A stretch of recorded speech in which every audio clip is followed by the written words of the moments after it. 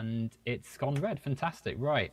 I'm here with Athian or Matt for a bit of a chat about religion and such. Matt, Athian, how are you today? All right? I'm doing amazing. Doing amazing. That's a good way to feel.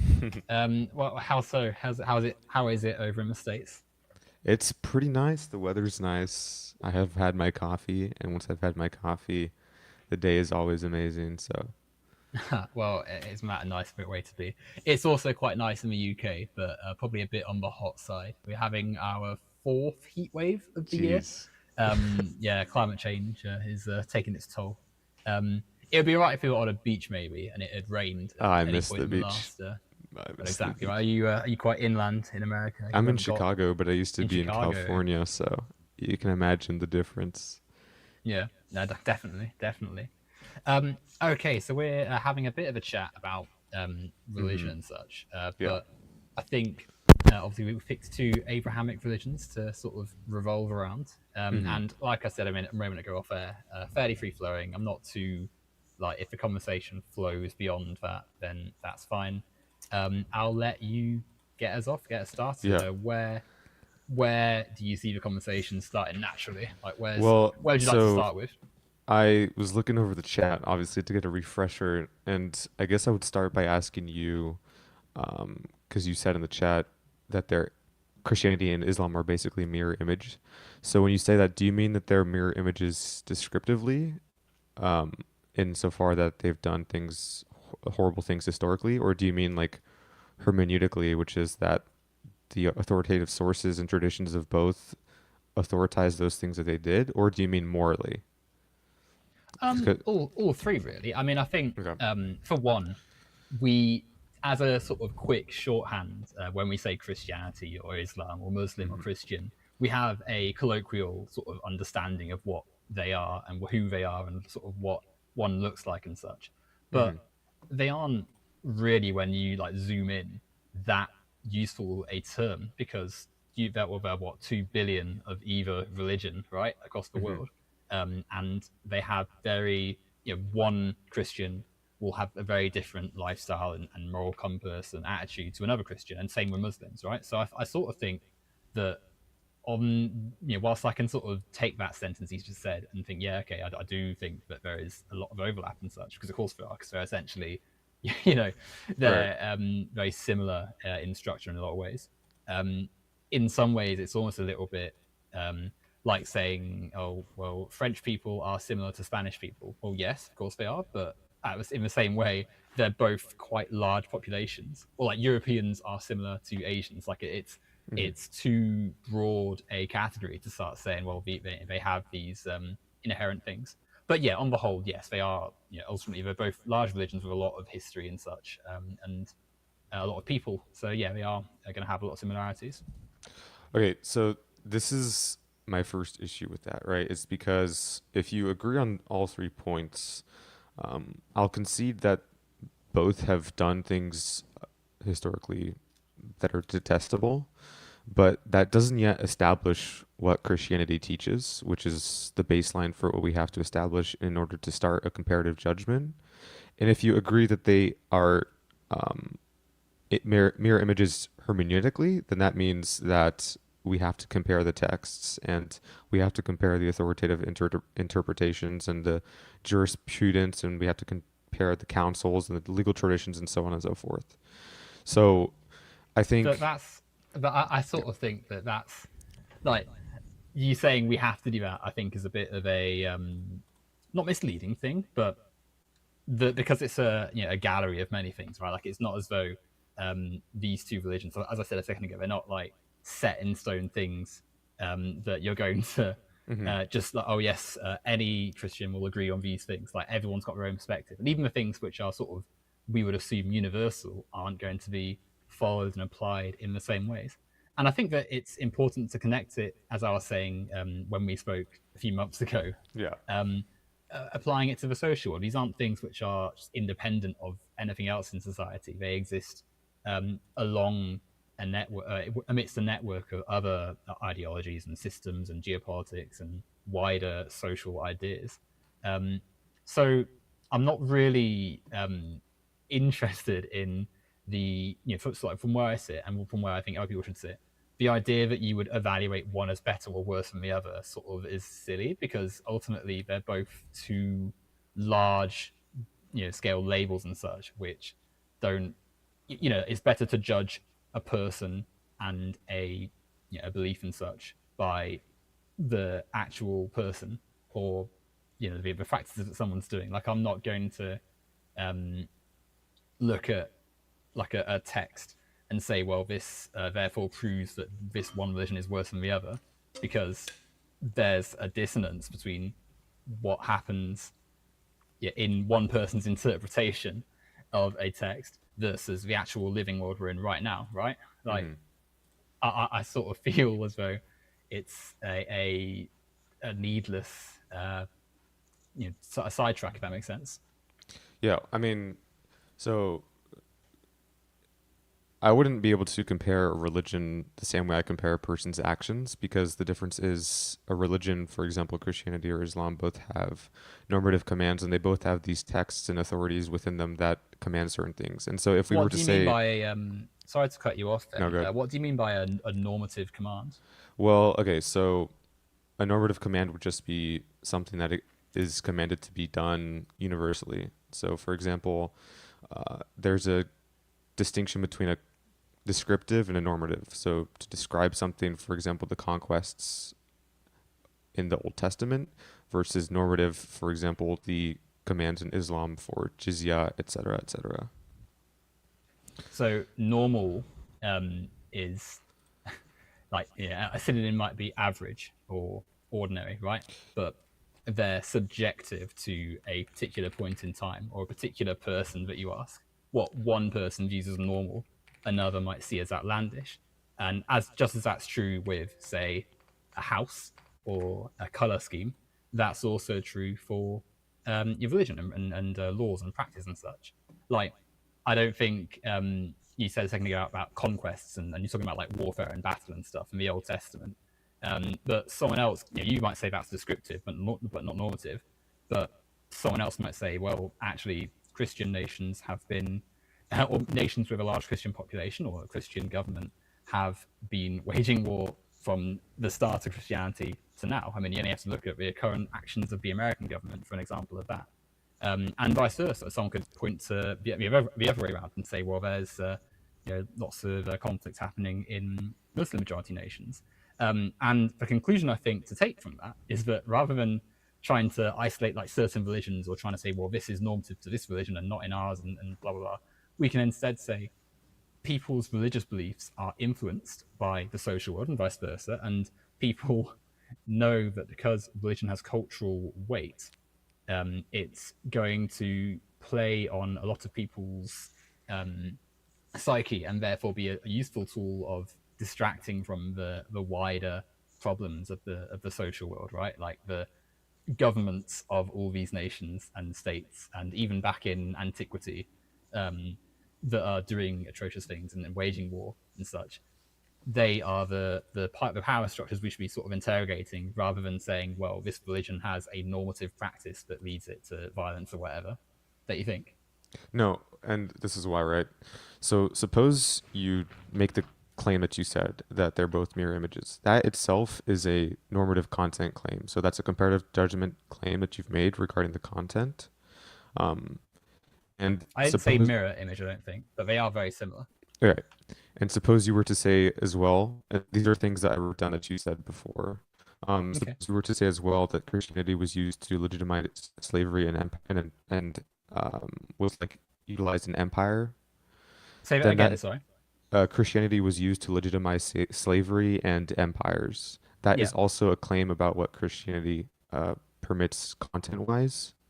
that's Um, so that is talk. When I said that, that's talking about. And yeah, I'm not here sat here saying, oh yes, Christianity says these things. right, My point is explicitly that people under that banner, same with any religion, have under the name of their religion done these things, right? And that's not to say, oh yes, Christianity endorses slavery. The point is actually the opposite, that people say they are Christian and then do atrocious things using the religion as a tool to right. get people on board. They say, oh, well, we are all Christians, therefore here is some religious infused justification for my awful actions. chattel slavery. The slavers claimed that God has commanded them to take slaves and such, right? And they've claimed that this is supported in the Bible, just as other religions see the exact same things happen, right? Like Hmm. abusive people using a reference to some part of their religious text and therefore just claiming it justifies all the horrible stuff they're doing. Given that we've seen this throughout the history of the Christian majority nations in Europe and North America, obviously, when it became when the indigenous population were genocide and such, and the same thing applies in other parts of the world too, right? Like it's not, I don't think, sensible to say, well, this this isn't in one religion and not in the other. Like power structures that we've seen in the world, the unjust ones and such, they see these patterns of behavior, and as with abuse, they use justifications, bad ones obviously, but they use culturally important things like religion as a mask to con people into going along with it. Yeah, and I don't disagree with that. But my whole and the reason this discussion started was that my claim that Islam is worse than Christianity, right? And in order for us to establish that comparative judgment, we ultimately have to establish what the criteria we're going to use is. And so I will agree and will grant you at all the times that religion can be abused and has been abused as a justification to commit atrocities. What I'm saying is that that itself cannot be used as a reflective of what those Christians or Muslims adhere to, or it can be reflective of the religion itself, because we have to establish whether those actions were justified and allowed by the religion itself and by its traditions or whatever they adhere to. And so, of course, Why? Well, hang on a second. Why? well, Like, because why do we? How would you go about proving whether a religion, like a religion's not one body? It's ultimately, as we said earlier, billions yeah, of people that have well, some shared qualities, but yeah, ultimately don't, because you only have to look at the history of Christianity, right, to see the schisms that happened all across Europe, where different factions said they were the true, believers of Christ or whatever. right. Same thing in Islam, same in any religion. So how can we even go about saying, well, we have to find some, see whether this aligns with the religion or not, when we know that there is not one interpretation that is the objective true one, right? Well, okay, well, there doesn't have to be one objective interpretation in regards to denominations within Christianity because, for example, I'm Orthodox, and so we adhere to similar traditions and similar, I guess, like things like the church fathers and the body of the Christ, the liturgy, as the Catholics. So, and when it But comes to Protestants, there's always going to be a trap, and this is an issue with Protestantism. Um, there's always going to be a but trap in regards to interpretation. But when it comes to like, don't Orthodoxy, you? we have a normative structure. We have the scriptures. We have their interpretations in regards to the church and the church fathers. We have But canon don't you law. see though, Athian, that like obviously you would say that I can say it, Protestants have their issues, and you're more similar to Catholics. But someone who's a Protestant might say exactly the same thing about you, right? They might say, well, we're all Christian, but we've got the more accurate interpretation, and other religions, other denominations need to, follow us closely. That's exactly my point. Christianity is, as with any religion that's of that size, not one homogenous group. It's many different interpretations, and you might say they're similar, but if you zoom in enough, there's clearly going to be some differences. Presumably, there's something you don't think Protestants are doing correctly, which Right. makes you an Orthodox Christian, not a Protestant, right? So, how can you then say, well, we have like an ultimate authority to judge Christian actions by versus the same in with Islamic actions and such? Like, how can you set up this future argument when we can't even establish a correct interpretation to base our Christian or Muslim actions off? Well, okay, well, we can, and if we were to argue which denomination is correct, I would follow that as well. But if tomorrow someone says Christianity teaches that, uh, to take from my profile picture, that the Greek gods are true, or that Zeus is God, and that Christ Yeah. was never existed, does the existence of the schism between Orthodoxy and Catholicism and Protestantism prevent you from saying that that person is outside of Christianity or within Christianity? Well, I see what you're saying, right? Obviously, like us now, if someone did say, "Oh, well, Zeus and the Olympian figures were actually the center of Christianity, yeah, we would say that's not normative to what is happening. We'd Right. probably say no, that's not Christian. So then you've But identified, but that's but Apian, that's because we live now. Like if 1,000 years passed and they'd gained the same traction that Protestants did when they first splintered from the church and such, like we'd be saying the same thing. Oh, they're just maybe we'd call them Greek Christians or I don't know, what would it be, uh, Olympian Christians or something. Like we only live because we're living now, and so we're used to our cultural norms. But you can imagine someone had if YouTube conversations had been a thing in the 1500s, someone would have said the exact same thing about Martin Luther and Protestants. They'd have said, "Well, look at these pretenders. They're just clearly not Christian. They're doing their own thing, right?" Like well, no, it's we wouldn't be able to because when you said no, you conceded that Christianity has some identity conditions and normative constraints despite the schism existing. And so in 1,000 years in your hypothetical scenario, those identity conditions and normative constraints will still be existing. And so if there were to arise people that would say, well, Zeus is God or whatever, then they'd be outside the identity of Christianity, right? I don't think So that's necessarily true. Though. I don't think you can say that normative constraints would definitely exist in 1,000 years, right? Like Christianity 1,000 years ago looked quite different to how it does now no, it looks pretty similar. in some ways, but In terms it's of in terms of things our are malleable. in terms of our identity conditions and normative constraints, we're very dependent on church fathers and councils that were established, 300-400 AD. For an example, Gregory Nyssa, when he went But against. that might change. Like Yeah, you right, but you can see why influence. that wouldn't be like a strong argument to say like a hypothetical regarding the future. There's no evidence to back it up, right? No, but we're saying that things change. Like what we would consider normative now is different to 1,000 years ago, and Right, potentially will be different in 1,000 years time.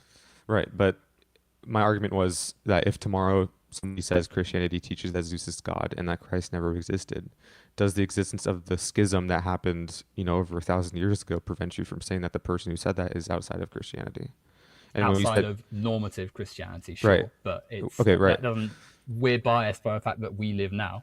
Like my point is that when someone views that like 1,000 years in the future, that may potentially not seem as outlandish. We don't know. The point though is that there's not like one consistent universal or this is the objective truth and nothing can deviate from this in any cultural element of society because culture's malleable, right. But changes there, per but there times. is, but there is a consistent and objective standard within Christianity because it's remained consistent since in inception, right? Since the church first started, and that's why we adhere to councils and we read the church fathers that existed, 300, 200, 100 AD and beyond. So if the standard has existed for the last 2,000 years, then I'm not sure why you're saying that it doesn't exist. There is an objective standard, and that's why we say Orthodox Christianity is the true denomination, is because we adhere to things that were established from the start, right? But someone else could say like that point there. There are things which have carried through, roughly over the last 2,000 years of Christianity, right? But the things which have carried through, like you say, oh, keeping counsel and stuff, but that's not. Right. That's quite that's quite broad, isn't it? Keeping counsel could be going to a big church and praying with a lot of people. Could be praying within your Well, family. no, Could be because those councils there's that are being no kept, those councils are being kept go directly against, anybody that would try to apply them outside of the Orthodox Church, and the schism itself says is. you. I mean, Well, okay, respectfully, but like that's not an argument. Like it says you, and then yes, it you're is. arguing from a No, but position that's not it's yours. exactly what I'm saying, Athian. Like you say that because you have a certain interpretation of Christianity. Someone else might say, well, actually, we don't need to have a hierarchy like within our religion. We All could right, but just all be. that's what I'm arguing. I'm not arguing that. I'm arguing whether or not Christianity has identity conditions and normative constraints. Because you said, because you first started off by saying, well, we can't argue the normative, rules of Christianity if it's schism. And I proposed an example that showed, well, yes, we can, because the schism itself isn't an argument about where that normative authority resides, right? It the No, only but we're saying there's not normative is subjective and such and fluid, and there's not like a set thing. There's things which we currently are would describe as normal and normative, but that doesn't mean it's true forever. Something that we got to also remember: 2,000 years is not that long when we compare like the potential number of future years we have, and if Christianity is still around in like a million years time, those 2,000 years for which a certain interpretation has been normal will seem minuscule. It will seem like a drop in the ocean. So I really don't think that it's particularly, like obviously we can say if, like the normative elements of Christianity are, belief in Jesus or whatever, like, belief in God. Obviously, like there's some elements of like you would need to align yourself with the average Christian view to call yourself Christian and such, but it's not like a strict like 100% rule. And I think that the reason we went on this tangent is when you were saying like, oh yes, well these like slavery, for instance, didn't align with normal Christianity, and I presume there was going to be some like, oh yes, well these bad actions did align with what Islam teaches. Like that is an opinion which has come Right. from a specific interpretation of Christianity, because there's many. Obviously, I'm not going to sit here and say, oh yes, the Christian way is all the bad things. Of course not. But what we can clearly see is that if we can recognize that in Christianity there are many, many different groups and a mix of people have done good and bad things, the same thing is true of other religions, because we're missing the central point with chattel slavery as carried out by Western nations, global North and such, is that the role of capitalism, the role of seeking power and such, that's different to the religious stuff they claimed as a tool to getting more power, right? Right. So I will grant you that people's judgments change historically. Like, I'm not going to argue against that. Yeah. But we're going from, our beliefs about what is normative change to that there is no fact of the matter about what a tradition normatively teaches. So why does, our beliefs about what is normative change entail that there is no fact of the matter about what a tradition normatively teaches? Why does that How entail can the you second? even like I'm sorry to keep saying, but like traditionally teachers is like there's not one tradition being taught, right? Like if you've got um a range of people across your religion, they're going to teach different things to an extent, like, in different ways. And maybe it starts out like there's only one room you could fill with Christian people, right? Christians, so they're all going to be doing the same thing, but they all eventually split and such, and different groups are going to say different things and are also all going to claim that they're doing the same thing, which is why I think having different denominations is fine and such, but it's the idea that oh yes, one is the true one and all the others are pretenders is silly and best left in the past. And instead, we should, recognize that if you want to believe that your way is what you believe, then that's fine, but not assert that as like the true.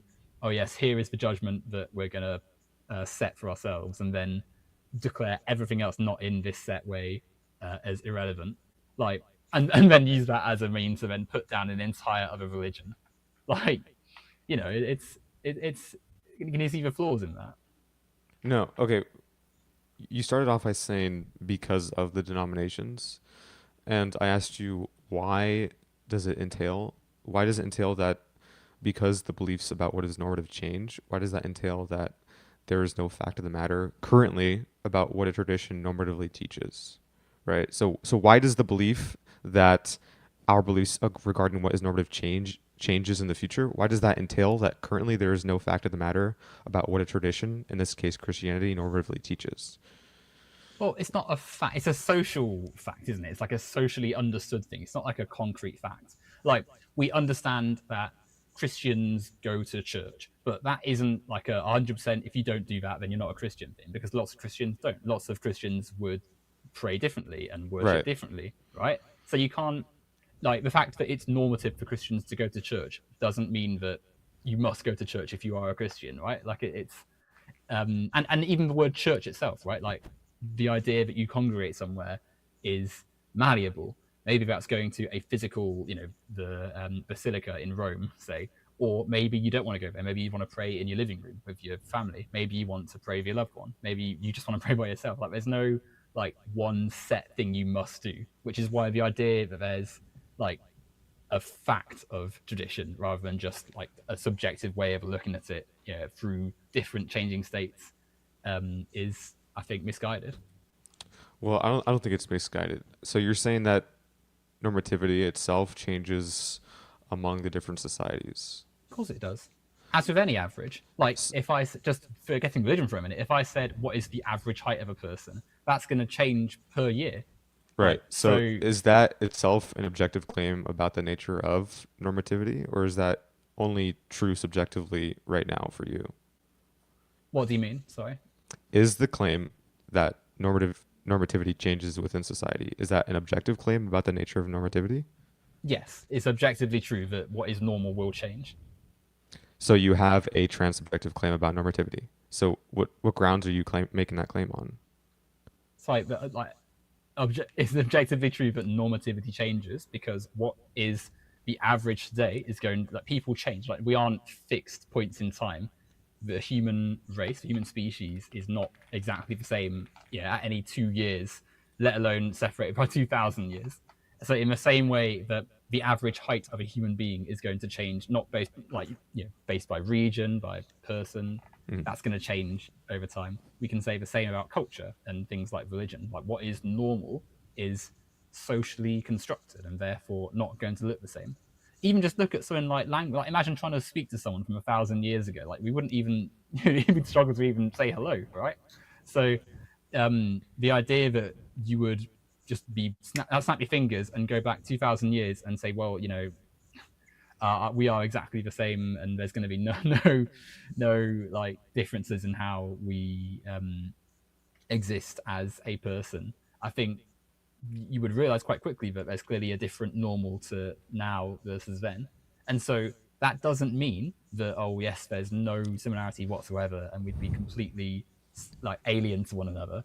But we can recognize that the normative like elements of Christianity have had at least some adaptation, and therefore to say there is a set 100% this is the true Christianity or this is the true of any religion is misguided. So you think it is objectively true that normative facts are historically fluid because they change historically? What do you mean by normative fact? As in what a religion or what a position ascribes normatively, as in like So the Christian yeah, like yeah, commands. okay, yeah. So like a something that a religious leader might assert as a Right. fact in 1100 AD. Yeah, sure. That would that's going to change over time. That's going to what is normal in the past is not normal now, and that how much it varies from what is average is obviously going to change. Like no one's saying that it's completely different 100%, but there's clearly going to be some change Right. and So how deviance and so such. okay, so remember what you said before this train of discussion. So you've established that people's normative beliefs and practices change, right? So how did you infer from that that beliefs about norms change? How did you infer from that that normative truths themselves change? So okay, so for example, so let's say to go from the Greek example earlier, let's say people's beliefs about science changed, or astronomy or whatever. That doesn't mean that the truth of science or truth of astronomy was historically fluid, right? So a change in belief doesn't mean there's a change in truth or doesn't establish a change in truth. So there has to be like an additional premises or premise that bridges that principle together. But You understand? science is like science is an interesting example, right? Because it's not like science is like the best logical understanding of something that you can test, right? Like that you can make a theory about and try and quantify and describe and such using our logical capacities. We're not. It's not like Isaac Newton said in 1600, "I am correct, and this is it. This is like we've solved everything." Okay, Like okay. he Let's put use something the in. let's use the astronomy example, right? So let's say that people's beliefs about astronomy changed, right? Does that mean that the astronomical truth was as well historically fluid? Because what I'm trying to establish is that, or trying to show is that a change in belief doesn't establish a change in truth. So what's your additional premise in Well, believing? sure. Like obviously, yeah, okay. Like obviously, um, the thing that happened, right? Hmm. And people can have different thoughts about it, but that wouldn't like if I, we know that this stream started at 4:30 UK time. Like Right. we can, if I in a week's time said actually it started at 5:30, and I convinced a million people that it did, it still wouldn't change that this video was Hmm. logged at 4:30. Sure, but I don't think they're like that isn't analogous exactly to what's happening here, right? Because different the fact that different religious denominations claim different truths, um, they're all ultimately interpretations of similar events, right? Like, and especially in 2026, right, 2,000 years removed from the event, um, it's not. I don't think in the context of what we're saying about like bad things that happened in religion, to say, oh well, um, this wasn't the mainstream normative way of doing things. I think that is lost here, right? Like, but ultimately, Hmm. I wouldn't say that that follows. I know. Okay, and I agree. But does the existence of interpretation mean that all interpretations are equally warranted? As Of because course not. Like, they have to. Yeah, obviously, right, right, exactly.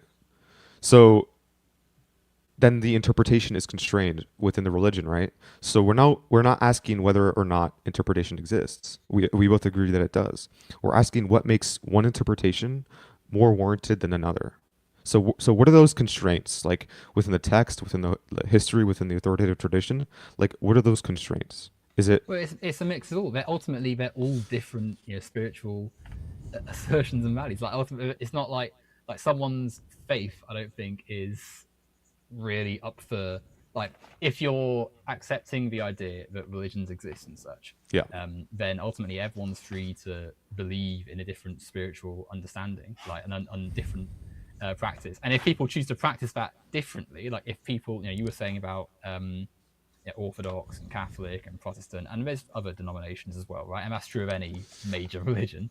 Hmm. Ultimately, like it's not as though there's one group that just believes that actually Jesus said kill people and like eat your kids or whatever. Like it's not like there's something as like majorly divergent as that. Ultimately, you're talking about fairly, I want to say minuscule, but the differences are not so fundamental as to think you would not even be called a Christian if you believe in this denomination. So the idea then that that your pathway is the only correct one and the others are different, and especially the idea that you could then extrapolate that to Muslims, to Islam, and say, well, Muslims teach for things which happened badly in Islamic countries, but Christians don't, which happened in Christian countries. Like it doesn't follow. Like it's not.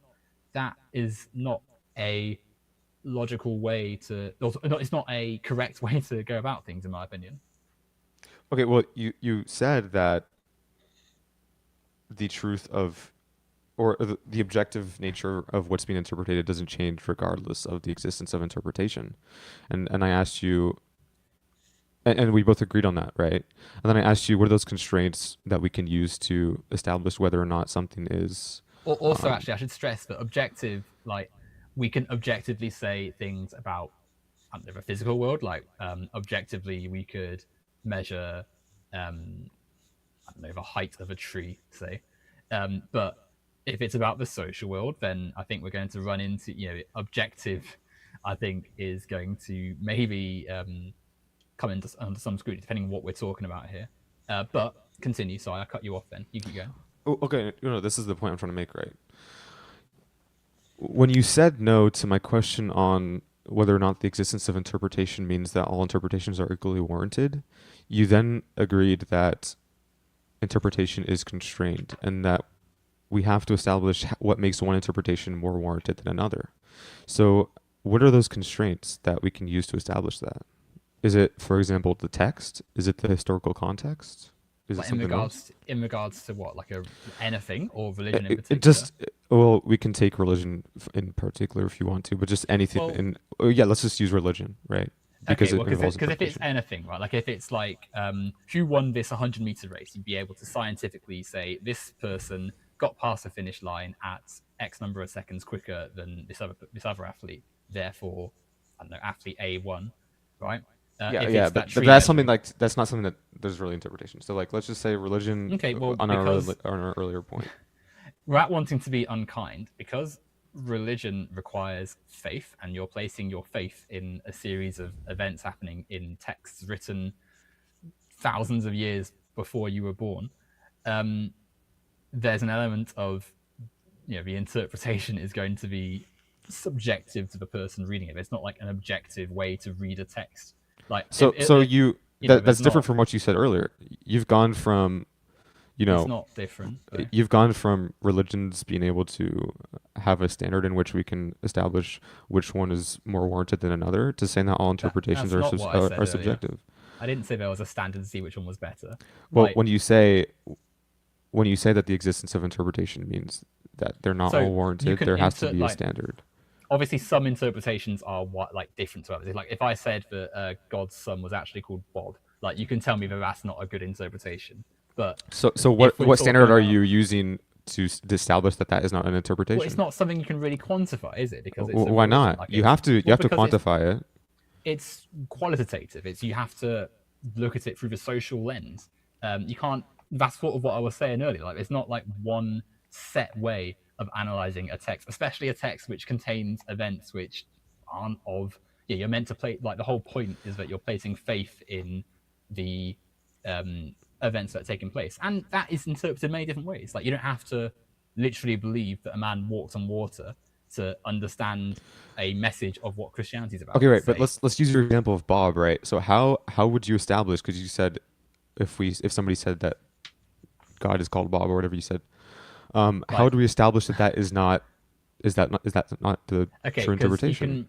you can see that the word Bob is nowhere in the Bible, right? So Exactly. you would So know. your constraint So is textual. Your no, constraint but is then textual. that's different to reading a set of events and um, taking a conclusion from it. Like if I some Christians in the past have said, well, killing is fine because there is war in the Bible. Kill for your belief, that's fine because that's in the Bible, and that's true of the Quran and Muslims as well. We can also see people of religion saying, well, no, that's not the case, and these parts of the Bible are being interpreted wrong, and we're getting wrong conclusions from them, because ultimately the stories that are in those texts are interpreted different ways by different people. Now, certainly, we can recognize that people come to ideas we don't like, but the idea that you can say, well, Christianity doesn't teach these bits because they've read the books wrong, but actually in other religions they have read the read the books the way they have implemented their laws. Like that is a wrong position. That's essentially, excusing almost or dismissing parts of your own faith and then attacking others. That's essentially what's happening when you're using this as the standard to debase Islam or Muslims or whatever. Well, no, I'm not, because my position when I'm critiquing Islam is through the normative lens. So I look at But there's no Islam. normative lens. Like you could, I know, but this is the whole point we're making, right? Is you said that you agreed that that it's impossible that the existence of interpretation does not mean that all are equally warranted. That's this. I want to circle back to this because I this is important. okay. You're conceding, in a I'm not sense here. conceding that. I You're said okay. very No. clearly that's for quantifiable things, like for like a Okay. Right. scientific Right. experiment. So okay. So and then I went to your example of Bob, right? And then you said we look at the text. So the Yeah, constraint. So when I'm asking you, what are the constraints to make it so that we know whether one interpretation is more warranted than another? You identified a constraint that's which allows a normative comparison in and of itself. okay. I think you're missing what I'm saying here. Let's use an analogy. Imagine, I'm trying to think of it. What books have you read? Like, what's a well-known book that you've read that I might have read? Let's try and use an Like example. what? Like Like just a novel or like a text of fiction. Lord of the Harry Rings. Potter. Lord of the Rings. Okay. Okay, Lord of the Rings too. Or, Yeah, that works. Harry Potter. Lord of the Rings. Okay. Yeah. We can safely say that J.R.R. Tolkien did not name the main Hobbit Stephen, right? Like we can 100% say that was not in the text. That didn't happen. That would be a bad interpretation. Whether or not you think that Gandalf is the most moral character in the story is an interpretation that you could make, but that I might disagree with because it's not explicitly doesn't explicitly tell you that in the story, but you can make your own conclusion because literature is qualitative. We can all have different values going in and assess the characters differently. There's no like Right. Yeah, objective yeah, I truth there, agree. right? So similarly, moving to, and that's not to say, by the way, that your religion is a fantasy. Like I wasn't trying to make No, a no, no. dig or anything, right? In the same way that we can dismiss the scholar that said, well, Bob was God's son or whatever, we can say that different groups have interpreted different parts differently. And where we can then say, okay, well, it's wrong to owned slaves, even though there was slavery in the Bible. If someone else said that, you wouldn't like say, okay, well, this is the Christian way. And so the same thing applies in other religions. The Muslim person, a Muslim that says, well, in my religion we do this, is not the definitive truth of Islam, in the same way that the person doing the bad thing that was Christian is not the definitive truth of Christianity. There's not a normative truth there. There's different interpretations. And so what your point was is that even though we can certainly dismiss some interpretations, there's also, there's not like a true one because it's qualitative. It's reading a text and drawing different conclusions from it. Right. But yeah, and I agree because that's kind of my whole point, right? Is because to establish what makes an interpretation bad, for example, in Tolkien, you looked at the text, which is my entire, point that I'm trying to, I guess, try to get you to agree is that interpretation isn't just constituted by whoever's interpreting. It's not just that there is an existence of an interpretation. There is something that constrains permissible interpretations, and one of the ways that we can establish whether one interpretation is better or not than the other is evidence, and that evidence is, in my case, the text, which But did you hear what I said there about it though? Because like right. there's evidence that a character doesn't have a certain name, like Frodo was not called Stephen, but there's not evidence that tells you for 100% certain like what was morally good or bad in the story. Now obviously we're led to a conclusion from certain ways, but that's not 100% written, and it's certainly not in the case of like which character was better or which particular action was the right one. Now given that we're not even really saying that about biscuits, what you're just saying, well, you're essentially saying we can dismiss actions that were bad that happened in Christianity or Christian history or in nations that were Christian and had Christians doing bad things, but we can judge Islam for bad things. This is okay. This is what is important, right? I'm not saying that we dismiss those actions. What I'm trying to say is that those actions are, able to be compared against the standard of Christianity and say this person is going against Christianity. Whereas when it comes to the case of Islam, we look at the what Islam commands normatively, right? How can you say that though? Because they could say exactly the same things. No, they okay. could, like how can you say, oh, this religion normatively commands this? Okay, when you for one aren't even a member of that religion, by the way, and then say, oh well, actually the bad things that happened here were not normative commands, which is essentially a dismissal, because you're essentially saying you cannot hold the standard of Christianity to the same standard as Islam because it wasn't a normative command. Okay, because a dismissal of it. No, it's not a dismissal. It's the truth. So let's look at the Islamic. This is why.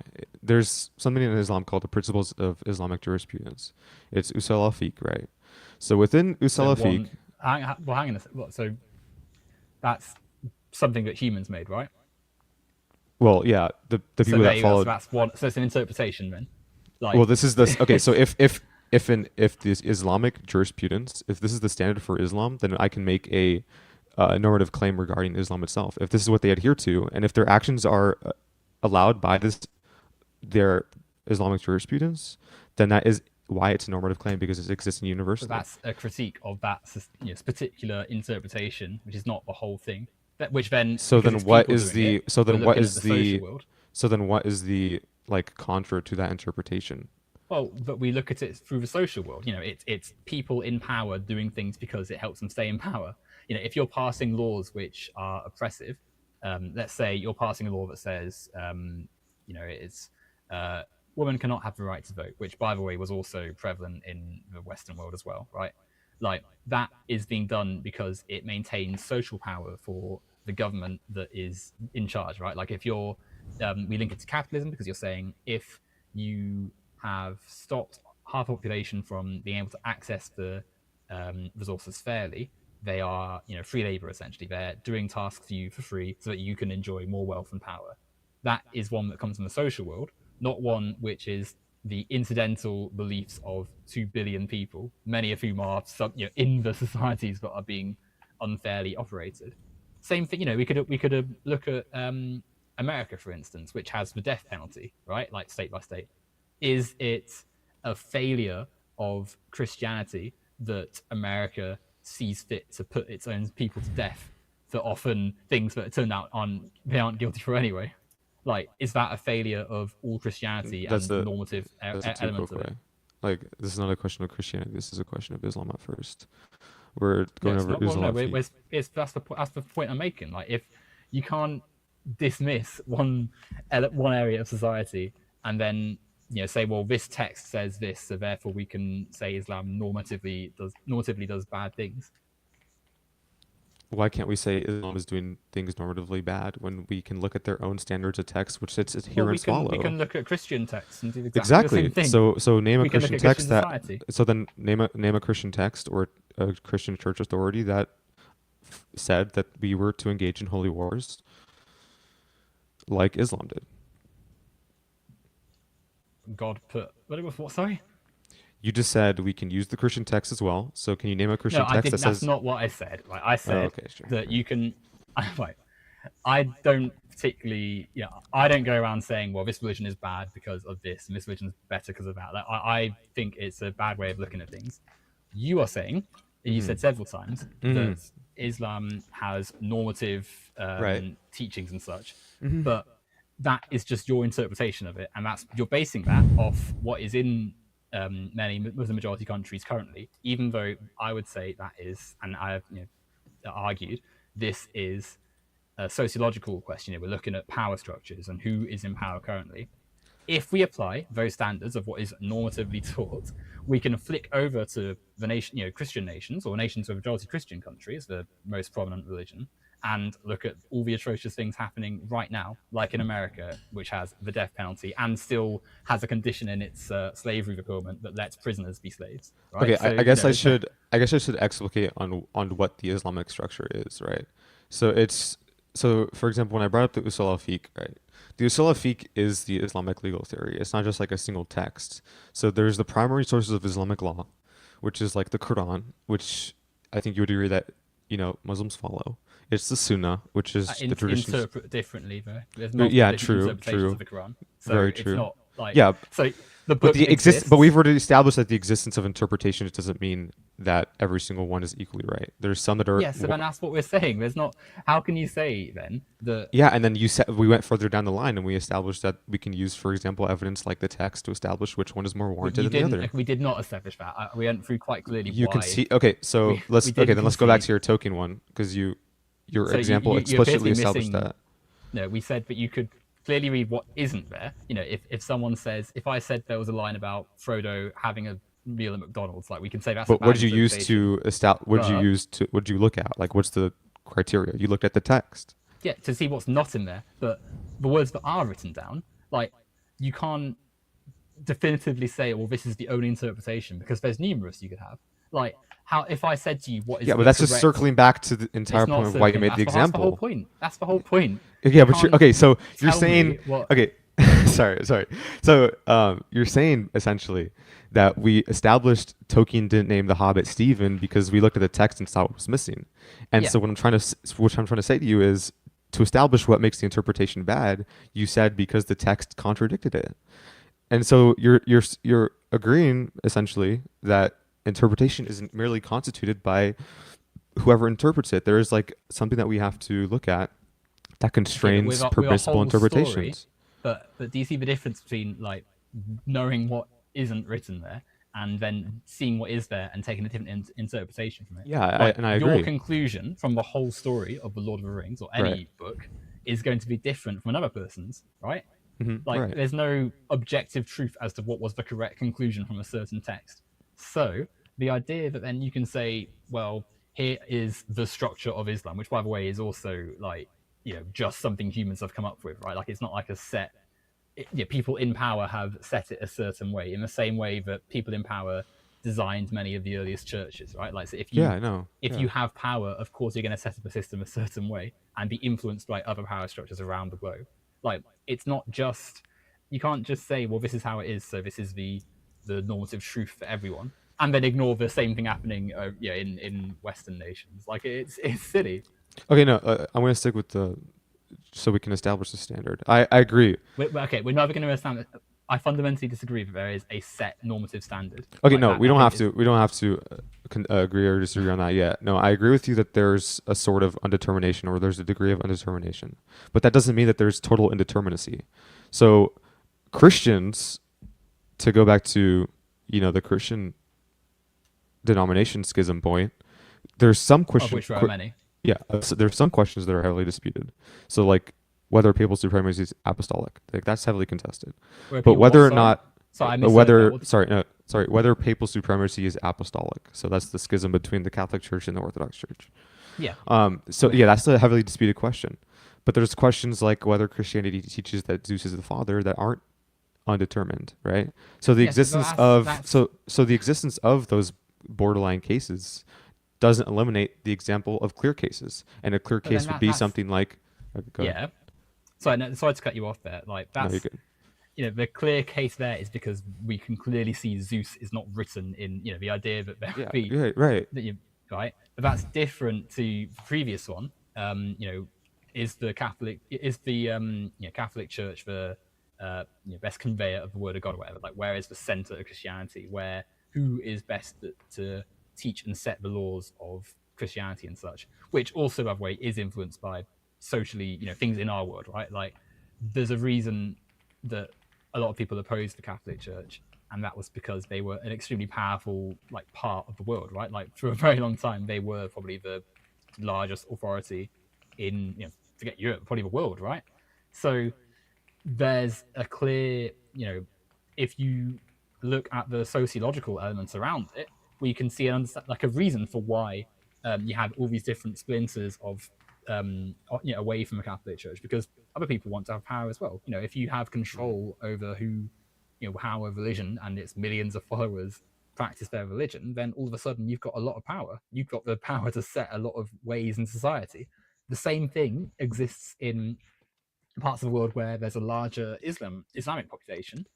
So I think if you're sure, you can set out all these like different structures of how Muslims practice their faith and such, but that if you're going to ignore the sociological elements that are key to why many of these nations follow a certain way, and ignore the Christian ones, like that is losing the point, which is Okay, ultimately I'm not ignoring the sociological effects. In fact, the Usul al-Fiqh was made precisely because Muslim jurists believed revelation could be interpreted through structured principles to derive normative rulings.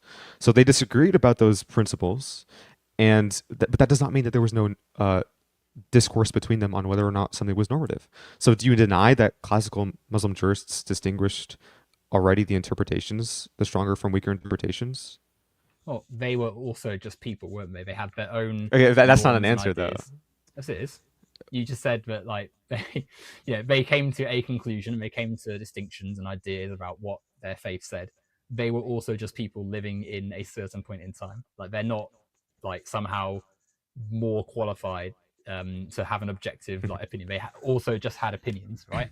And for as much as I'm sure they said some things which are still relevant today, they also were human beings living hundreds of years ago, so are No, going to yeah. also contain the biases of the time. Same as But with any religion, which is the whole point.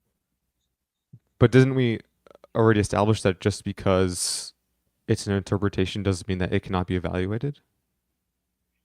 Yeah, of course we can evaluate an interpretation, sure, but we can also recognize that it's not one that is going to have it's not like you can, it's like a maths test where you can say, well, this person's put 5 plus Right. 6 Yeah. is 50, so we're going to put a cross by it.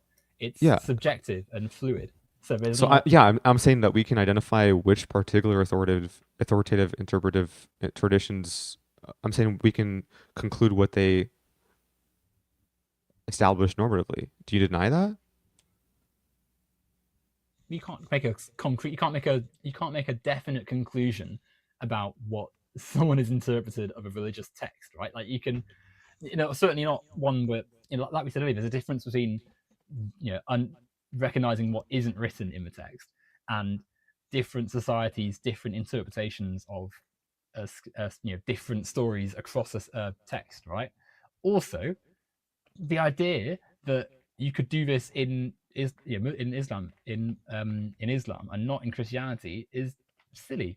How could, like, you're gonna tell me that the things that happened in Middle East and North Africa and stuff, like, were somehow completely in line with um, like the true normative values of Islam or whatever, and then dismiss all the terrible things that are happening, yeah, and happened in other nations' history, in Christian history and such. Like, Well, I'm okay. I'm not dismissing that. What I'm trying to say is this, right? I'm saying we can identify what particular authoritative interpretive traditions. So, for example, in Islam, the Salafik, we can identify what they normatively conclude, right? yeah, we can say what they concluded. We can't. Exactly. The adverb normatively is So misplaced there. Like, so how so can I you can not? make the so How I can can you make normatively conclude something? That doesn't make sense. no what they normatively conclude, as in How can what they is normatively conclude something? by looking through the evidence that we established, like the But they can, text. but conclude is a verb, right? Like you can conclude something, but how Mhm. can you normatively conclude something? That doesn't make any sense. Do you know what normative Like means? normative, like average, but you can't, No, no, like no. you might Normative as in regular. no, normative as in something that relates to rules, standards, or how things ought to be. That A that normative doesn't. normativity means something prescriptive, like setting a rule or a standard in this regard. uh, No, not normative as in like how are you? So like legally, you're saying like jurisdictionally. Well, in regards to religion jurisprudence, this is the realm of jurisprudence. Okay, Yeah, so but normative, that's not normative as in setting a prescript, like setting a rule or a standard for what what is the people ought to normative. do. Okay, but that's different to what I'm saying, right? Okay, Like that's were we operating on like a different definition of normative this entire time? normative. As in setting a um, rule or a standard to be followed by those yeah, adherents so to the that yeah, religion. sure. They can Yeah, set a normative idea. That yeah, doesn't mean they were the normative like truth, right? That's not. I don't think we're obviously we've maybe been using different. In fact, no, we're not using different definitions. Normative, you can set a rule and say mhm. that it's not. So, like, you can say this is the new normal, this is the this is the average, this is the standard. That doesn't make it the definitive truth. That just means that's something you've said. Like, if I if I somehow became ruler of the world, right, in a new timeline, and I set a standard, or everyone must wear my favorite color now. You got to wear stuff that's green.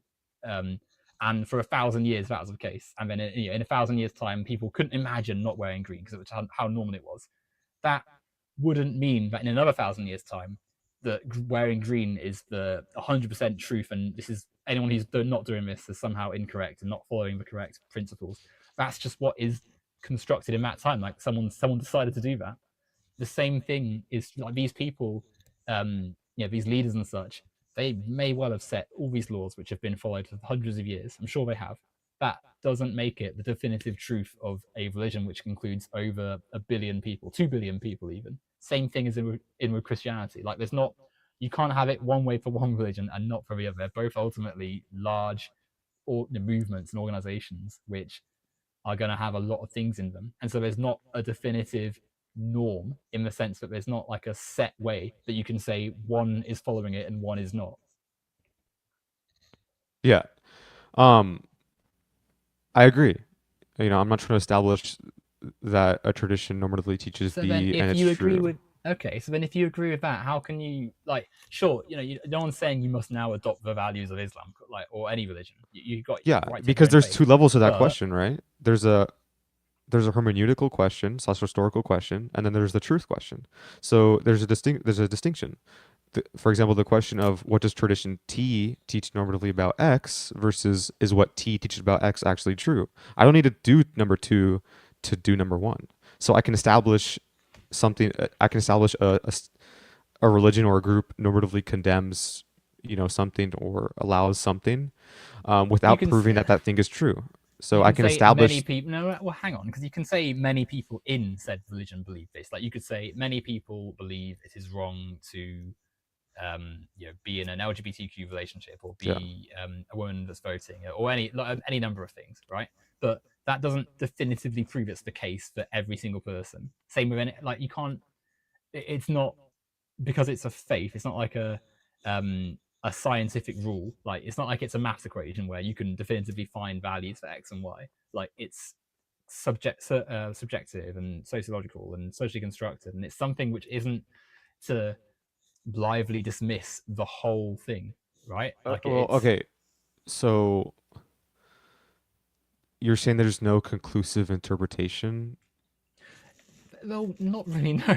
I'm Okay, then saying that you okay, can interpret things many ways, but what I'm more saying, and the reason I sort of think it's important, this thing, is that to say, well, I don't like this religion, but I'm fine with this one, is an illogical position because both religions, like it's silly to judge people and judge an entire group of 2 billion people on what you believe is the normative teaching when the same thing exists in your own religion.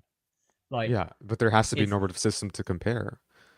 okay, well, the normative system of America has and is But one of that's slavery, not and the Christian normative system. well, how do you know it's not a Christian norm? Because as an Orthodox Christian and the Orthodox Church and the Catholic Church and the Protestant Church, they don't follow the U.S. Constitution in regards to their religion. That's why. They say taught that We God, don't they look at the taught it was fine to eat Constitution. slaves. We don't look at the Constitution to interpret how we should do certain things. They're still religious leaders. They still Yeah, but that doesn't say make that it God is guiding normative. them. Yeah, Of course. that So doesn't then, make it normative. exactly. So then, the same thing is true of governments and leaders in the Middle East and if in Muslim majority countries where Yeah, but it's ultimately just it's people not saying stuff. it's not religious leaders working in the state that are making these. Like the state and Islam are together. The first 100 Yeah. years of Islam, it's an empire. So when you have the Usul al Fiqh, which is established by Muslim jurists, that's distinct Well, from ultimately, having. they're still just it's a it's essentially the same thing, isn't it? It's just different labels, right? The fact that they technically are organized differently to how things are organized in Western nations is really not a meaningful point, right? And it's also silly because there absolutely were churches doing many of the atrocious acts that we're just speaking about and benefiting from it. So I guess exactly what we're saying. My Like, point was that in the first 100 years of Islam, they were it was an Islamic empire. They had a state, they had authority. Whereas in the first 300 years of Christianity, there was no state, there was no authority, there was no empire, there was no army. that's just social history. That doesn't I change. know, but Like, that was what my example was, and then you went, well, and then you brought up the example of Islam again. Like I'm just but clarifying I'm what I'm my saying example that was. okay, but that doesn't like there were also bad things happening in those first 300 years of Christianity, right? Like you're not telling me that they weren't also believing some very questionable things, right? So Well, can you show me the what they fact, believed that was questionable? okay, what were their attitudes on gender equality in the first century AD? Like, what were their attitudes on age of consent, or what should happen to people who commit crimes, or how resources should be shared and such. Like you could pull out any number of things and find terrible things. But the point isn't to say this religion is bad or this text is bad. The point is more that there are many, many, many different peoples across all the time, and because we are all in a social world interacting with many different things, there's going to be lots of different outcomes that happen depending on what power structures exist in a society. The people who claimed that their god had told them to own slaves and enslave black people, like they used the same like claims of faith that you're using to say, oh well, normatively it doesn't say this. Like you're saying, normatively we don't follow this, right? Like anyone can just say stuff.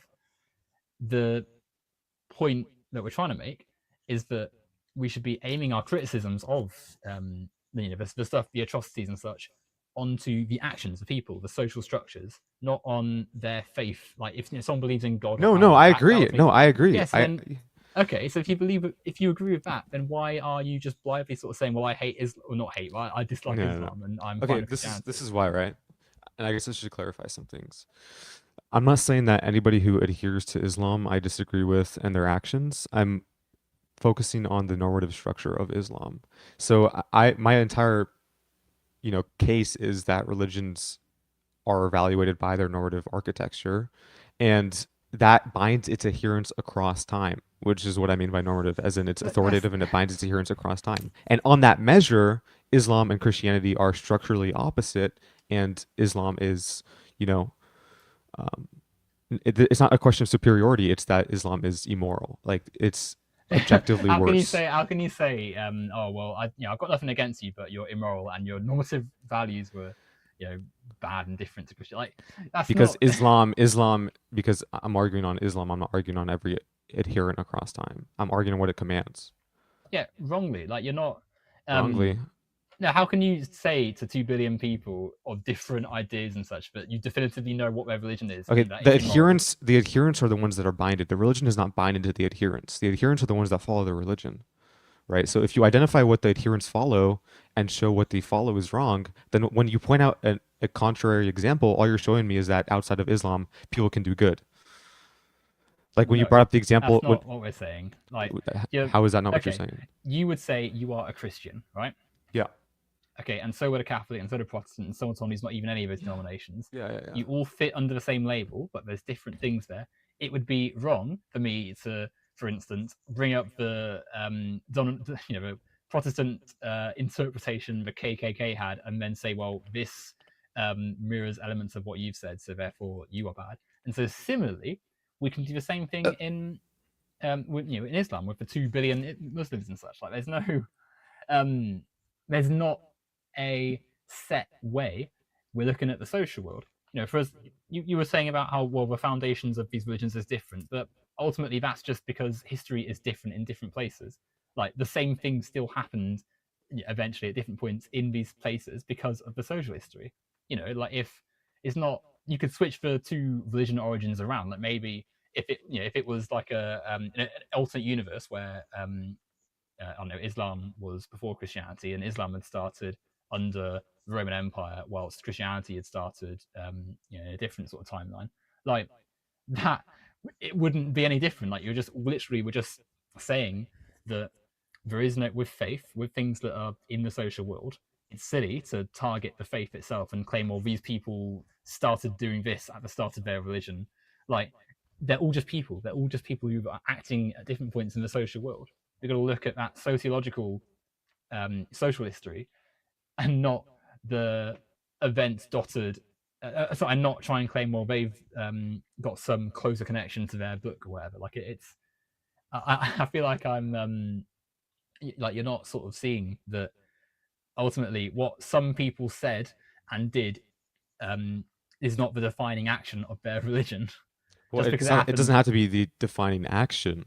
If the adherents across centuries adhere to this system, then and I go to that system to show what they're adhering to. I'm not saying that this is the definitive act of every person in history of Islam. I'm saying those that follow Islam and that adhere to this rule are in the wrong because they're following a rule that is faulty. So what Christian, you say exactly the same thing about Christian society yeah, again. but now Like, you're trying to do the double standard, but you haven't. it's not You a double disagree. standard, You though. disagree on a normative standard that we can compare, that we can use. You're saying we We've have to already said compare it that across. normative. Right. So okay. So can I establish that a particular classical madhab normatively concluded something? A classical what? Sorry, and so Madhab. conclude. It's a school of thought. It's a fiqh within Islamic jurisprudence. They ascribe to schools of thought. Yeah, and there's multiple schools of thought. There's not like one Exactly. set one. Exactly. Yeah, So so so same as in any religion. can I establish that a particular school of thought concluded something? Yeah, sure. People can So then make normative conclusions. comparison Yeah, is possible at that level.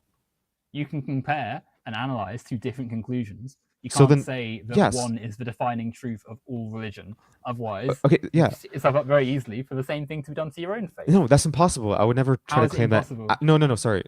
I'm saying that Oh, well, I would never argue that it's true that we can establish what one religion believes yeah. universally So then, because everybody has distinct how can you then interpretations. say that one is immoral and one's not? How can you Because dismiss? because I'm going by their structured, jurisprudence. That's why the majority, I Yeah, guess. that structure was set by people who are also human beings who got want and exist in the social world and want power. Like, can you not see that? I know I You see don't have that, to. but okay. What I'm okay. So you agreed that I can conclude that a particular classic school of thought concluded something. You So can say that yeah, someone concluded something, yeah, but that doesn't exactly just right. make it the truth for one, and it's also I not. know. Okay. So if a normative comparison is possible at that, so you agree that a normative comparison is possible at that level? A comparison, not a why this word normative. It's you can Because compare. Sure, I just said, can a particular school of thought conclude something normatively? Can I establish that a particular no, school of it thought not. concluded P? It can normatively, like, it can conclude something and then want it to be a norm. That's different from concluding it normatively. Like, you can't, that adverb isn't being applied here. No. Like, normatively concluded means it's something to be adhered to by its adherents. Like it's universally. This is what they establish Well, in Islam. The Quran also is I say eternal. They were supposed to follow it eternally. Same with its traditions. So when I say that yeah, a school yeah, of thought, they're supposed to follow the right, Quran, but right, that's interpreted many different ways. So exactly. you No, can set a certain set we're of trying to people can establish. say We're trying to establish that interpretation. So you you can't agree that establish a it. There's no particular one school of thought can interpretation. normatively conclude something. I don't know. Okay, so Well, you'd say no now. no. Okay. Yes, I agree that A can include something in the sense that they want to establish a norm. No, I don't think that you can say you can. It is now the norm of the whole religion. Like, can you see? Yeah, Do no, you I'm not understand the arguing that. difference? Yeah, I'm not arguing that. Okay, so then there's no. So So if we then, can okay, so accept this, that, yeah, if you accept that, then you agree that there's a normative comparison that's possible at that specified level. And so, a comparison as in you can see which like interpretation has been followed more closely by the governments. That's not the same thing as the whole it's not an religion is argument of normatively like just the this. government, it's an argument about the adherence as a total. Yeah, they're just human beings. They're all just people. They're all just people Yeah, who said a certain thing, and exactly. yeah. Just So because they're they aren't humans doesn't mean that they can't say things normatively and adhere to things normatively. okay. Like they can say things and they can pass it as law. That is not the same thing as the whole religion now is set to this way of doing things. Okay, we keep going to this whole religion. I'm not arguing But what yeah, this because whole you religion said is that set. you did. You said that Islam was immoral, Okay, and then you said you didn't like it. I'm focusing on a specified level right now so we can establish further. So I'm Okay, the specified level is a like not that classical school of important. thought. It's Okay, not that's not important. important. Of course, This it's is not. crucial to all the Do adherents of you Islam. if someone 1,000 years ago said something, would you just follow it like and say this is the normative way that we That's must be? Like, it's that's of course not. not like if you want to talk about what they said 1,000 years ago. That's all this stuff regarding It's a simple question. Do you think that you follow what someone said 1,000 years ago just blindly, 100% with no the deviation? reliance of the traveler by Udam al-Asik in the 14th century was certified by Al-Azhar in 1991. So it was Who's certified. another? That's just another scholar. That's one other scholar. That's another You're person. okay again. Like, I'm sure You can't. there are Okay, many things they follow we and agree with. there's no rule that we've established that says just because they're human they can't conclude things normatively. So when you said you Eh, brought up the example of if someone 1,000 years ago said something, would you follow it? And I just showed to you that Islam has certified things that they said in the 7th century in modern times. I'm just going against that So, example as wrong. so you didn't the whole thing. 1,000 like I'm sure, as I was trying to say a second ago, there's one person that has said something which is true now. Like I'm sure a person said it's good to share 1,000 years ago, and that I can be hope followed so. now, right? Exactly, Yeah. right? But that doesn't mean that every single thing that person said 1,000 years ago now must be followed because it's the norm of that religion, right? Okay, Like you but can't one it's not a single person can't person. set. Yeah. Look at a That's the group. thing. They're still all just even if a million people said it, it's still just what they believed in the 14th century or even earlier, right? So it's ultimately it's not the definitive truth of the whole religion or the things only you have to follow in order to follow the religion's norms. It's just what people said. Like you can be a person of a faith and say, well, actually, no, I don't agree with that bit of what ultimately another person has said. I have a different interpretation. That's your right. That's your faith. In the same way that if one day you're like, I don't know, like the leader of your local parish or whatever, said, I actually now support slavery and all the horrors of the Old Testament. This is now how we're going to live our life. You might say, well, hang on a minute. No, I don't agree with that at all. That's your right. You don't have to say, well, this is just how we do things because it's the normative. Like if, it's not, you don't have to stick to the teachings of, one set of leaders just because they have had a long time in power, which is sort of the whole point. We know that because I think what we're sort of coming on to are failings in the things which are bad in countries which have a majority Muslim Mhm. population, right? Yeah. Those nations are, it's not as though the one thing keeping them down is their faith in Allah, right? Like there's clearly this because firstly the same bad things are happening in other countries. Secondly, there's other religions which are also in charge of, like, other governments have religious leanings which are doing bad things. And thirdly, the social world is a better tool of analysis which lets us look at the power structures, which do this, do these things. Like it's beneficial for you to teach that your religion is a certain way if that the teaching then leads to you having all the power and all the wealth and money and there being massive underclass of people that don't have any Yeah. power at all, right? So like surely you can see that if you've got these old teachings which exist and have been followed for a long time, that Hmm. is that sociologically that is the result of people in power wanting to keep their power, right? Yeah. Okay. Sure. You're making a claim on their motives, but again, I'm not saying that. Okay, well, what motive would you like? Sure, Okay, but okay. maybe they firmly believe in these things, but it's a bit of a coincidence that all these sort of across multiple religions, the people teaching that say women can't vote or slaves Mhm. should exist are the ones who it's never a slave teaching that they should be enslaved, is it? It's always someone in control of the slaves, right? So you got to sort of put two and two together there. Yeah. I mean, I think that's a different argument. I like that train of discussion though. But what I'm trying to say is, I'm not trying to say that just because a jurist concludes something normatively means it's binding to all Muslims. So like for the fourth time, when you say, well, just because a school of thought established this normatively, these people established this normatively, then it's binding to all Muslims. Like I've never said that. I'm just what I'm saying is that let me give an example. So if a school of thought or if a Shafi derives P according to their, usul or whatever, I shouldn't go from every Muslim believes P, because what I will do is I will investigate whether P is the authoritative position of the Shafi madhab, right? Of the school of thought. So if all four classical Sunni schools could like all agree on P, then that's stronger evidence about, classical Sunni jurisprudence. And if Sunni and I don't know how to, Shia, I don't know how to pronounce it properly, traditions Shia, isn't it? converge, then I can, kind of apply that attribution further. I can somewhat But that broaden it further, right? The scope of my okay, but conclusion follows the scope of the evidence. So if all four schools of thought conclude on something or converge on P, like I said, then I can kind of broaden the attribution to a larger group of Muslims, and okay, but that that's my doesn't standard that I'm comparing method. Like that's my that's methodology. still just for groups of people who existed in the social world. Like all of those schools of thought were started by human beings that existed in What does times them with being just different people add to your argument? Like, what does that prove? because they're just Because then they're every not. intellectual tradition is just through people. Judges are But people, then you historians are can't. people, scientists are people, linguists are Yeah, people, philosophers are of people. course, Yeah. yes. But that okay. But firstly, it's faith, right? Like you're saying, we believe in faith. We are the scholars of that faith.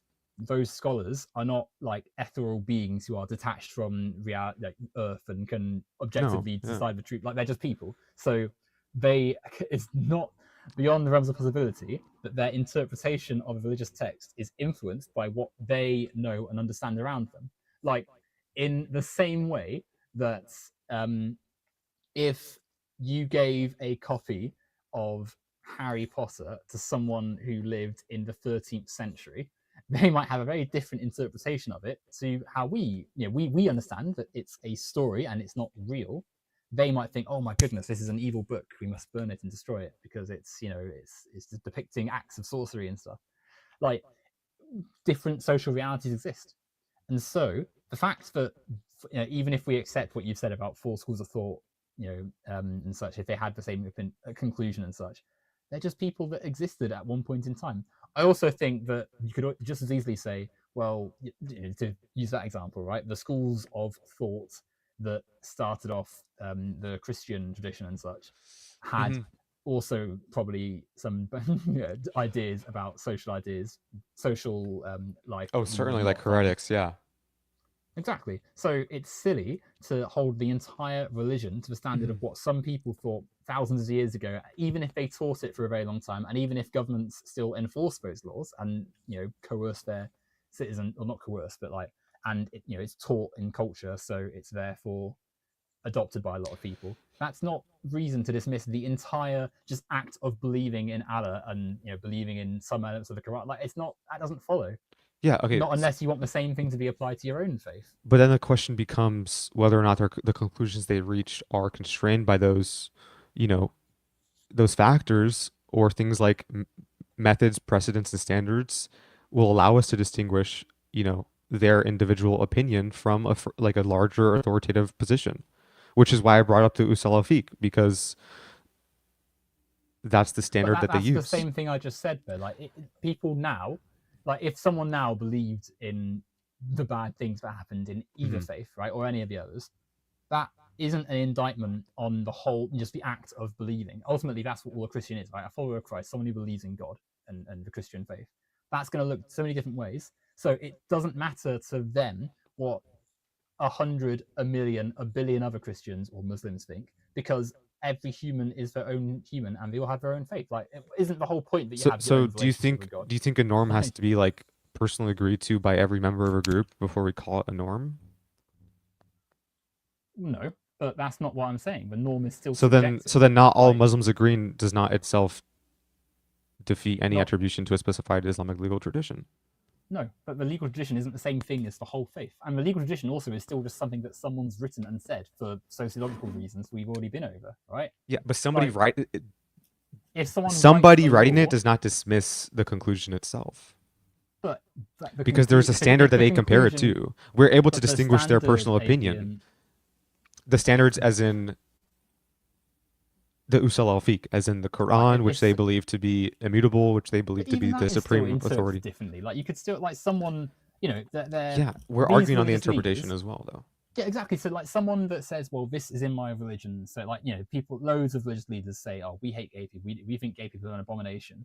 They're happy to sit in like £1 billion churches and have private jets and stuff, even though there are 100% passages that say you should not be extending work, you Yeah, shouldn't hold wealth, you exactly. should No, give exactly. exactly right. Exactly. So we can see that just because a religious leader says it doesn't mean that that is the universal truth for the whole faith. So the idea, and the sort of central point, is that the idea that you would say, well, Islam has this history and these norms, therefore it's immoral, as you said yourself, but other religions, we're just dismissing the same thing happening in the other religion, um, and it's not therefore fine and okay. Like that's not a good way to go about things. You Yeah, should okay. instead be aiming your criticism at the governments of these countries and the religious institutions which are clearly manipulating and controlling things to maintain their power. Absolutely, but Yeah, okay. that's true across many societies. That's not I'm not claiming Muslims all believe something. There's a distinction in what my claim is. I'm claiming that the classical interpretive tradition normatively concludes something. So that's the position I'm defending, right? you're saying. You You you conclude keep something yeah, I'm saying the classical interpretive tradition of which T there are numerous. normatively concludes P, right? Classical interpretive tradition T normally concludes P. T can be filled with the school of thought that might have whatever. I'm saying that you keep refuting my claim by saying every Muslim believes P is impossible to conclude, which I'm not trying to say. I'm Okay, trying but to say my I'm point trying to say my behind claim can be historically established. Do you agree? no, Why because not? even just taking their words and reading them now is still your interpretation of their interpretation of a religious text, of which there's going to be numerous, right? Also, you said yourself that you find, you're like, oh well, I don't, Muslims are fine to their Mhm. faith and stuff, and I don't have anything against them, but their faith is immoral. So how can you sit here and say that it's on the one hand, it's not. I'm not judging all and such. I'm not saying they all believe this, but they all have an immoral faith. But somehow, Christian faith is fine. Like my point No, is I'm that not saying they all have that an immoral faith. I'm saying you Islam said that is. okay, yeah, so that's their faith. So their faith is Islam. So you're saying they are immoral. Is what you're literally saying here. If they adhere to, no, I'm not making a claim on the adherence. I'm making a claim on the religion itself, the Quran, the Usul al-Fiqh, the traditions, etc. It's a Yeah. So you're conclusion of all saying that. okay, but that's Again, you keep saying a okay. one.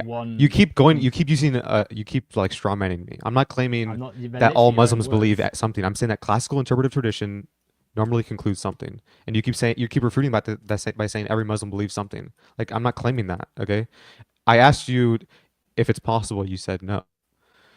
So let's just forget Islam entirely. Are you saying historians cannot establish that like a specific historical interpretive community held or taught a Well, certain not normative not not proposition? definitively. They can't definitively know, can they? Because they weren't there. But they can make a pretty good guess, and they can make a reasoned like argument, can't they?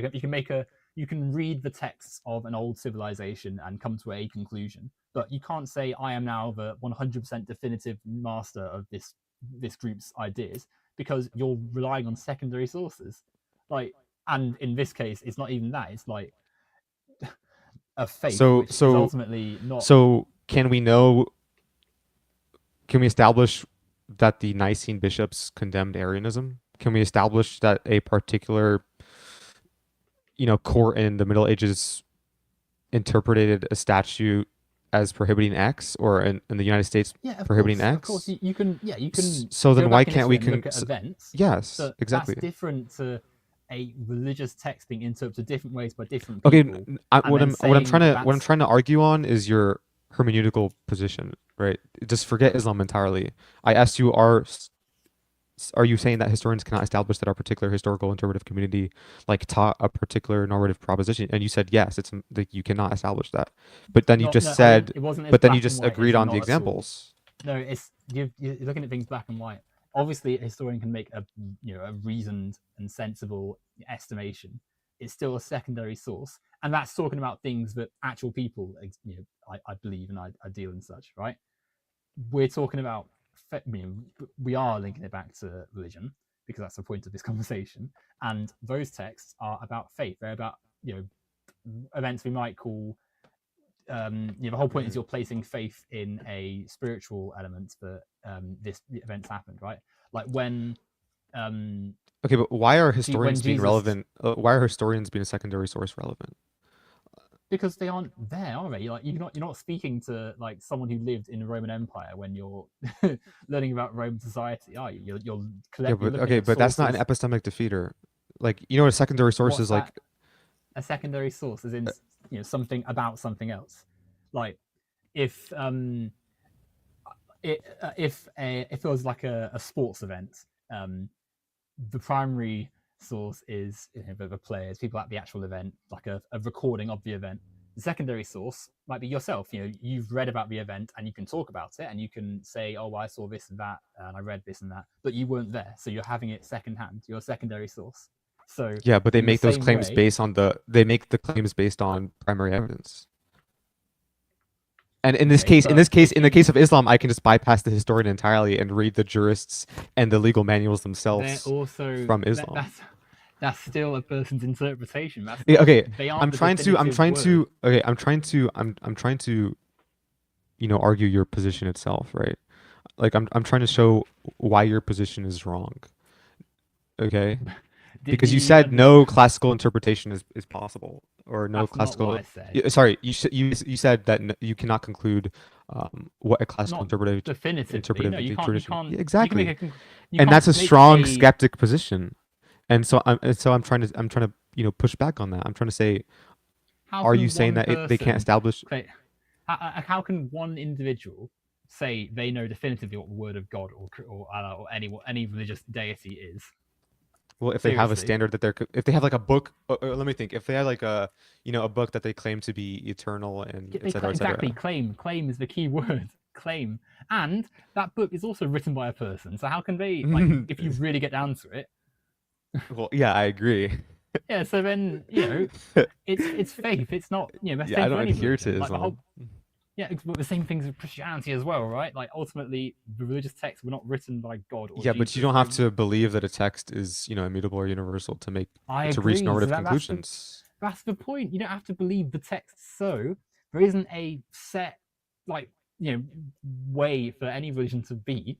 It's ultimately all just faith. It's just what people believe. Therefore, to say every single all Islam is immoral based on what some people in the history of the Muslim world said is a bad conclusion. It's not a logical way to look at things.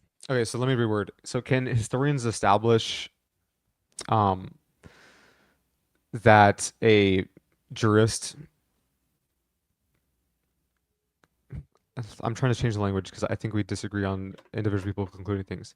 Can historians establish that the recognized, institution or jurist constituting tradition like a tradition, Islam tradition T, overwhelmingly affirm a position or a proposition?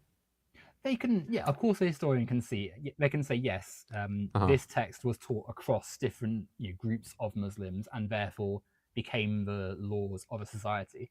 But that's not what I'm arguing. Obviously, like I'm not saying historians are like unable to do their Uh-huh. job. Of Yeah. course not.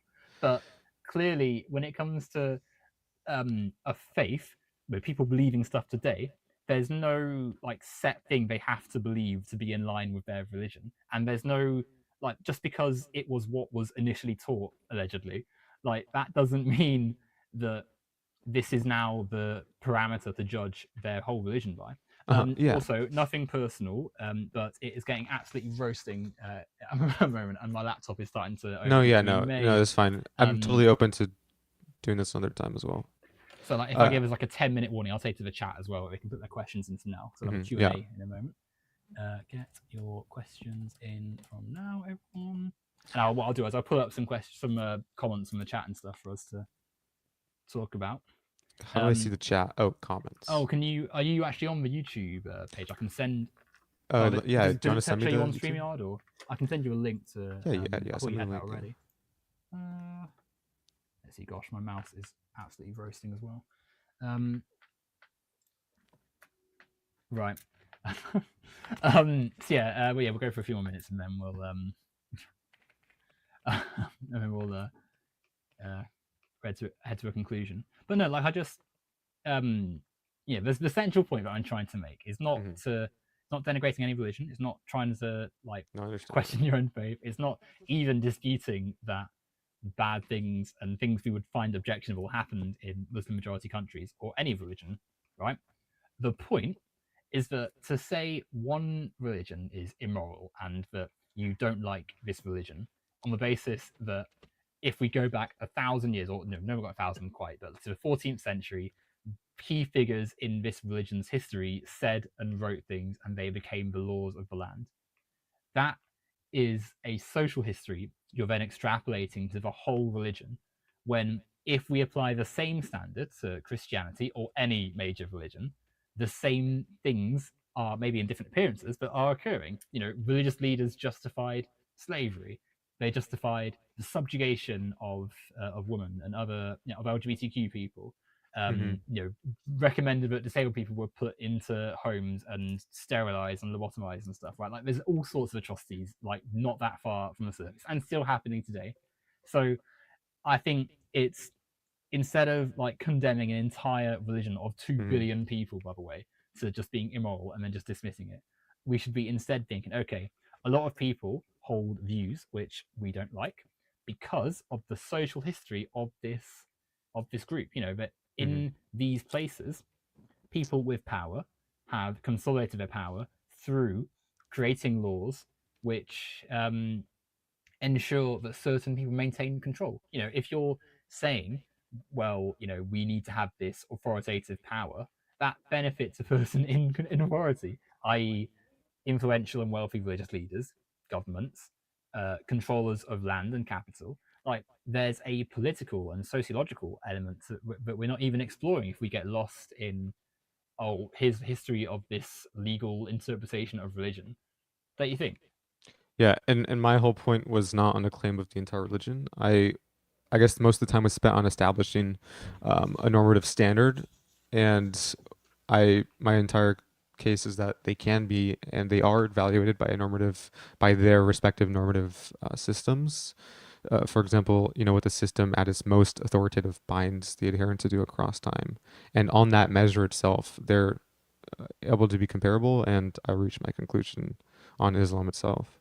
And in the end, there I was kind of trying to isolate your position in terms of hermeneutics and saying that um, it is possible to compare them, and regardless of the secondary source or whatever. um, and I had a lot of examples for Islam itself and the traditions and the things that Islam commands its adherents to do, like Like the even like I in the mean, Quran, outside of the Quran.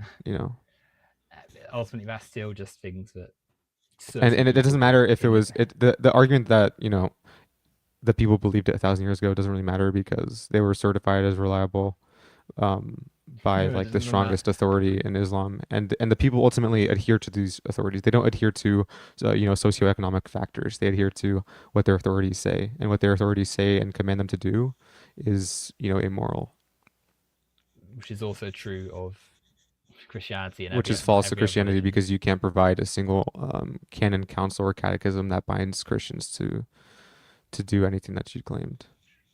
The church said many times many of the things we said earlier about various marginalized groups, slavery, Yeah, hoarding I mean, wealth. if we Like, go super early, a church figure that Orthodox consider Saint Gregory of Nyssa in his fourth homily on Ecclesiastes went against slavery. So we can go to the fourth oh, century pretty early 100%, I on. agree. People didn't like slavery then as well. And same is true in other religions. And people have always opposed injustice.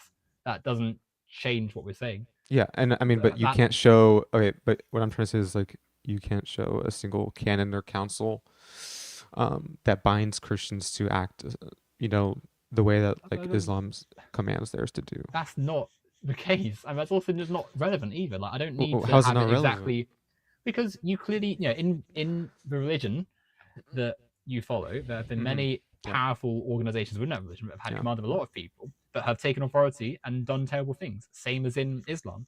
That doesn't change the fact that people aren't binded to what a certain authority says and can have their own ideas and interpretation of their faith and therefore aren't evil or bad or immoral, as you said. Um, They can have interpretations which are the codified in, just the councils codified and stuff. by people Yeah, very but clear. They're just the by people classifier doesn't change anything. yeah, but of course it does. They're just the reason that it's more prominent in one allegedly is through people enacting it in the actual living social world. Anyway, we're getting Yeah. but we'll have to the the Let me read the laptop is getting chats. hot. Let's pull up a comment. Lasty asks, "What is your ideological path?" As in, what is my? I guess like denomination. I'm Orthodox. Yeah, But like what? But Orthodox Christian. even that's like quite a broad thing, right? Like Oh no, it's pretty specific. But to be more specific, I'm Greek Orthodox. yeah. Hence the picture of Oh, that's being Hermes, very but Hermes, it's from a the game. messenger god, right? Yeah, for the Greek gods. It's from a game. It's my PFP. So See, so would see some would call that a false idol. To go back to what we were no, saying earlier, right? because I don't worship him.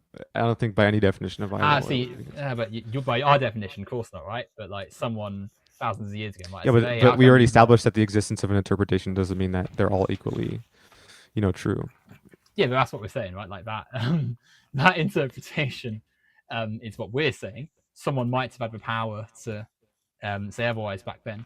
All we're saying, right? Like ultimately, is that people are in social history and therefore not the definitive truth of Ooh, for everyone wow. else. YouTube What? Goop does not like me.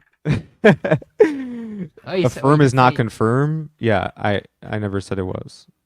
you'd say 2 billion people were immoral or they had immoral faith earlier, so can't be too Faith surprised. can only ever be Um, affirmed. let's have Yeah, a that look. doesn't make sense. Hello, big bad mama. Who I need to speak to actually. I've had somewhat one of your. I'll touch you in a bit. I had some strange person in my comments leaving stuff about you and I. Gloop says morality is a human construct. Prove me wrong. I mean, that's a pretty long discussion to have. I mean, Try it in a minute, and if you get it wrong, don't worry. It's the ending Q and A. what's your justification? What's your epistemic justification? Well, I mean, Gloop's not here with us now, right? But morality is certainly like you and I have different paths through life, and so we whilst we probably have a consensus on like murder is wrong, stealing is wrong and stuff, right? Like there's going to be areas that we probably have difference over because we're constructed differently. We're Hmm. in different socially constructed differently. Like we've had different upbringings and stuff. You were raised Yeah. probably in a religious Um. society family. Well, actually, I don't know. Actually, I don't know what your family life was and such, right? But like you've had different, Somewhat. somewhat, right? But like we've had different paths. Is the point? I'm in the UK. You're in Yeah. America. There's different things around us, which mean we Well, have different Yeah, we have different beliefs. I mean, in terms of the Orthodox perspective, we have things like theosis. We have the incarnation. We have obviously an issue with constructivism. I would say, the problem of total depravity, like total depravity, um, and Does that epistemic justification as well. does any of that prove that it's been constructed by other humans? Well, if morality were, a human construct, then it would be from a fractured intellect. What? Sorry.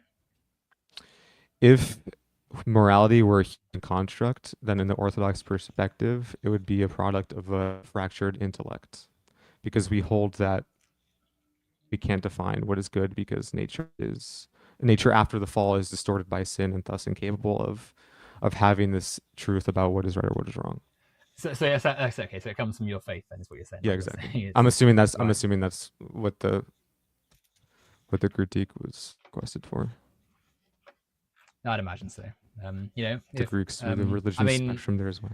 What's the religion spectrum in Greece? I'm not actually Greek. the Greeks through. Well, I mean, well, you've got lots of different faiths there, right? Like it's different religions, different faiths. Uh, if you want to go back to antiquity, you've got different stuff. Um, but ultimately, um, it's Greece is hardly like a uniform religious country and such. But Hmm. that's a combo for another time, I'm right? more Greek So, Orthodox out of proximity because it was the closest church. well, that's another thing, right? Like it's We don't really have like like, different interpretations between like but like it just on, ROCOR or Greek yeah, like Orthodox. on that point actually, like the fact you just said about proximity, and that's not like a bad thing, but do you think that might also influence why certain religions are like closer aligned to certain ideas? Because if you're close geographically to a certain church, which also has control of land and resources, Yeah, I of think it's I course you're think it's gonna dependent follow. on like obviously the foundational text. So in terms of Islam, I would say it was very much so influenced by where it was created and everything, and especially the Muhammad and the socioeconomic factors that pushed him to write certain things that he wrote, like for But example, like, rewarding martyrs. but then that's all. I mean, it's true of any religious start, right? But like, what I more Not mean every, is, but but what I well, we all, the Abrahamic ones all started in essentially the same place and sort of Mhm. just spread in different directions. But what I more mean is, um, Christianity was the religion of the global North nations which had empires. So there's Christianity in South America, Mhm. North America, Africa, Asia, Australasia, etc. Whereas, whilst obviously now because of global travel and stuff, there's Muslims and internet and stuff, there's Muslims in all sorts of places. The majority Muslim nations are all largely around the Middle East, Mhm. like North Africa, Middle East, and such, because it's like they're all concentrated there, and then because they are all pretty much all also like former colonies, they inherited many of the groups of power there are inheriting many of their things from colonial powers, and therefore are maintaining their power with extreme and often regressive interpretations of laws. Yeah, Anyway, my to laptop. clarify, to clarify, the Greek Orthodox Church, among other Orthodox churches, the disagreements that we do have, it's not in doctrine. Like we all follow the same doctrine. It's the Orthodox Church. It's just like jurisdiction. It's just administrative purposes. So if I say I'm Russian Orthodox or Greek Orthodox, we follow the same faith. We just have different administrations. You know. Yeah, Um, and I saw he also mentioned something about the Nicene Court. It's the Nicene Council, the Council of Nicaea. And yeah. you actually prove my argument. Well, sorry, I was just writing a comment in quickly. Sorry, the sun. I don't know if you've seen the sun is now sort of Yes, slowly I wish I was near your melting position. me. I need to get my tan soon. It's well, I mean, if I was on a beach, it'd be alright, but no, I'm far too hot.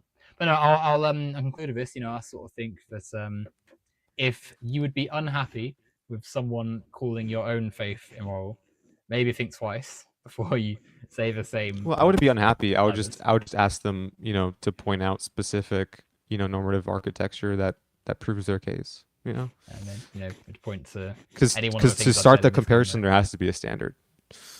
Point to any one of the things you said in this conversation. Oh, But anyway, Owen we're is gonna go. melting before our eyes. No, Right, I know I am melting. we gotta Right. conclude this. Indeed. Thanks everyone for watching. I'm live again on Wednesday, hopefully. Talk about left-wing politics and such.